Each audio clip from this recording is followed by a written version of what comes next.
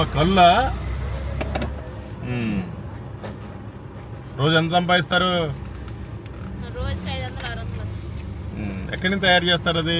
చెట్టు మీదే. ఇంకేం మందు కలపరా? ఇంకేం మందు కలపరా? మందు కింద ఏం కలపమన్నా.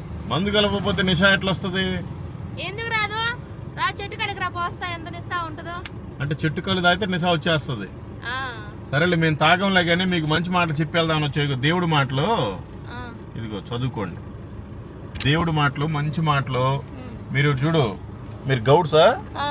సరే, కులాలు మతాలన్నీ మనం పెట్టుకున్నాం చేసే పనిని బట్టి. మీరు ఏ కులమైనా ఏ మతమైనా నిజమైన దేవుడు యేసుక్రీస్తు. ఆయన నమ్ముకుంటే మన బాధలన్నీ తీరిపోతాయి. చనిపోయిన తర్వాత పరలోకానికి కూడా వెళ్తాం. ఈ బ్రతికినప్పుడే మనం కళ్ళు అమ్ముతామా, ఇంకొక వ్యాపారమా, భర్త పిల్లలు అందరూ ఉంటారు.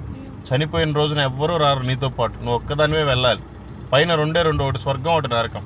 స్వర్గానికి వెళ్ళాలంటే యేసుప్రభు దేవుడిని ఇక్కడ మనం నమ్మాలి. ఎందుకు ఆయనే నమ్మాలంటే మనం చేసిన పాపాల నిమిత్తం ఈ గొర్రెలు మేకలు కోళ్ళు కోసుకుంటే పాపాలు బావని ఆయనే వచ్చి మన కోసం బలి అర్పణ అయిపోయాడు. ఆయన చనిపోయిన తర్వాత పాతిపెడితే తిరిగి 3వ రోజున లేచాడు. ఆయన సజీవుడు.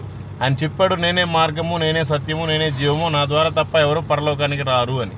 ఆయన నమ్ముకుంటే మనం స్వర్గానికి చేరతాం. తెలుసుకుంటే బాగుంటుంది. ఇదిగమ్మా, ఇది బైబుల్, చదివించుకుంటే బాగుంటుంది. బైబుల్ తీసుకోవడం వల్ల మీకేం పెద్ద ఇబ్బంది ఏం లేదు. సరే సరే, ఆ పత్రిక చదివించుకుంటే మీకు చాలా బాగుంటుంది. థ్యాంక్ యూ అమ్మా. దేవుడు మిమ్మల్ని మీ కుటుంబాన్ని దీవించును గాక. నీ బిజినెస్ ని దీవించాలని నేను చెప్పలేను, ఎందుకంటే అది మంచిది కాదు.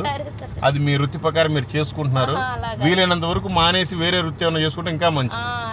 థ్యాంక్ యూ అమ్మా. Praise the lord.